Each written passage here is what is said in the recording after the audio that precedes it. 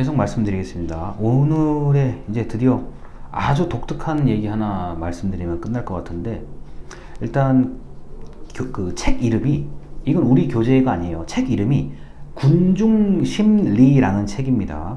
자, 저자는 구스타브 르봉이라는, 여러분이 아마 잘 모르실 수도 있어요. 그런데 책 이름이 군중심리라고 합니다. 이거는 인터넷에 검색을 하시면 많은 이야기들이 나오기는 하는데, 그 많은 이야기가 나온 거에 비해서는 잘 알려지지가 않은 얘기들이요.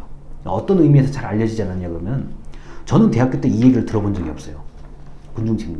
군중심리가 있지. 이렇게도 가물가물하게 얘기를 들었던 것 같아요. 수업 시간에 이걸 제가 배웠던 적은 없습니다. 공식적으로 대학원에서도 배운 적이 없어요. 근데 이걸 제가 왜 얘기를 해드리냐면은, 우리가 언론이나 뭐 이런 뉴스를 보시면 아시겠지만, 우리나라뿐만 아니라 전 세계에서도 많은 사람들이 직접 행동을 해요. 길거리에 시위를 하고 집회를 하고 어떤 부당함을 호소하고, 개인이 아니라 연합해서 오프라인이나 온라인에서 행동을 합니다. 전부 군중이잖아요. 군중들의 심리가 무엇인가에 대해서 처음으로 관심을 기울였던 사람이 구스타브 르봉이라는 사람이고, 당시에 이 책이 나오면서 어마어마한 찬사를 받아요. 왜냐면 이게 거의 되게 독특한 얘기거든요. 심리? 개인의 마음 아니야? 라고 얘기를 했는데, 처음으로 이게 군중심리라는 단어를 붙이기 시작한 거예요. 사실상 처음입니다. 그리고 이게 지금 굉장히 옛날 얘기인데요. 군중심리? 사람들이 길거리에서 왜 저러는 거? 사람들이 왜 저렇게 모두 나와서 왜 외친다? 왜 무슨 소리를 지른다? 불만이 있다? 이런 거를 마땅히 이렇게 딱 지칭하는 단어가 없다가, 갑자기 이 군중심리라는 단어를 이렇게 누군가가 쓰기 시작하면서 엄청난 반응을 얻어요. 자, 저자와 뭐 책 이름이 같으면 다른 출판사에서 발간된 것도 무관합니다. 그냥 이 군중심리라는 책은, 혹시나 여러분들이 이 영상을 보고 계시는 분들이 불특정 다수를, 많은 사람들을 상대해야 되거나, 아니면 정치의 꿈이 있으시거나, 특히 소방관, 경찰관으로 활동하시면서 아무래도 위기 상황에는 군중들이, 이 수많은 사람들이 제정신을 가지고 있지 않을 거란 말이에요. 이런 경우에 여러분이 이 내용을 좀 알고 계시면 어느 정도 도움이 됩니다.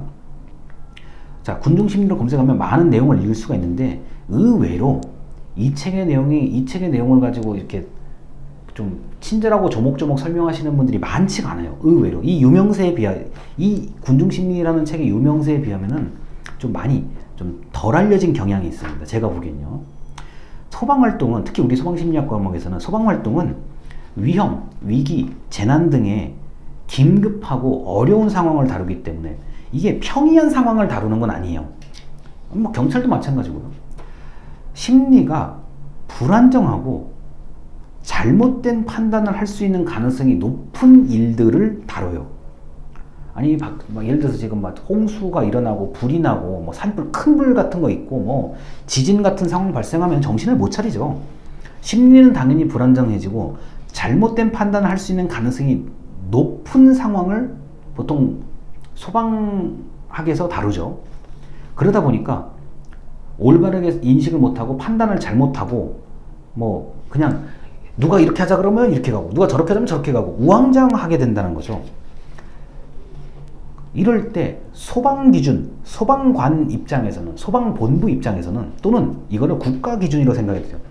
정부 기준에서는 도저히 이해할 수가 없는 아주 특이하고 이상한 행동들을 하는 사람을 다수 관찰할 수가 있어요. 이상하다. 왜 저렇게 모여있는 사람들이 저런 행동을 다 같이 하고 있지? 이렇게 의문을 제기한 거예요. 자, 처음에 이 군중심리를 말한 저자도 개인을 놓고 보면 아주 정상적이고 올바른 사람들인데, 왜 모이면 이상한, 그리고 평소에 전혀 볼 수 없었던 행동을 하는 것인가, 거기에 관심을 기울인 거거든요. 우리가 이런 게 있잖아요. 우리 옛날부터 하는 말들 있잖아요. 혼자서는 못하는데 누군가 옆에서 같이 하면은 한다라고 얘기하잖아요. 자, 그런 경우들이 있죠. 갑자기 용감해지죠. 다른 말로 무모하다 그러죠. 혼자서는 그런 무모한 짓을 안 하는데 여러 사람이 무모한 짓을 해요. 그 장면을 관찰한 게 바로 군중심리의 개념입니다. 그래서 여기 이 영상을 보고 계시는 분들이 뭐 소방심리학을 전공하는 분들도 있고 아닌 분들이 이 영상을 보실 수도 있겠지만 집단심리, 개인이 아니라 집단심리의 관점에서 처음으로 이 관찰하고 느낀 내용, 생각한 내용을 기록한 책이 바로 이거고요. 소방관이나 경찰관이나 이런 불특정 다수의 군중들을 상대할 일이 있는 직업이신 분들, 정치도 마찬가지예요. 여러분이 만약 정치가라고 생각해보세요. 그러면은 동네에 10명이 모였던 100명이 모였던 10,000명이 모였던 지역에 10,000명이 모일 수도 있잖아요. 연설을 할 때 생각해보세요. 연설을 듣는 그 수많은 사람들은 서로 잘 모르는 사람들인 경우가 많죠. 그리고 그 상황, 그 분위기에 연설이 어떻게 될지도 몰라요. 나는 원래 말하고 싶은 내용을 A로 준비를 해왔는데 분위기가 이상해요. 그러면 A를 말할 수가 없고 즉흥적으로 그 듣는 사람들의 표정이나 분위기를 읽어가면서 얘기를 해야 되거든요. 아무렇게나 막 얘기하면 큰일 나죠. 이런 군중심리에 대해서 한 번쯤 제가 말씀을 꼭 드리고 싶었어요. 특히 제가 만약에 심리학이란 과목을 안 했었으면 이 얘기를 드릴 이유가 없는데 교과서에 있는 기본적인 얘기를 드리고 나서 이제 진바르도 실험, 밀그램 실험, 그리고 이 군중심리까지 좀 대학교 다닐 때 의외로 유명한데도 불구하고 잘 못 듣는 얘기를 꼭 해드리고 싶었습니다. 그래서 이제 군중심리에 관련된 얘기 여기까지고요. 이제 마지막 영상에서 군중심리 책에 나온 얘기를 조금 더 자세히 해드리도록 하겠습니다. 감사합니다.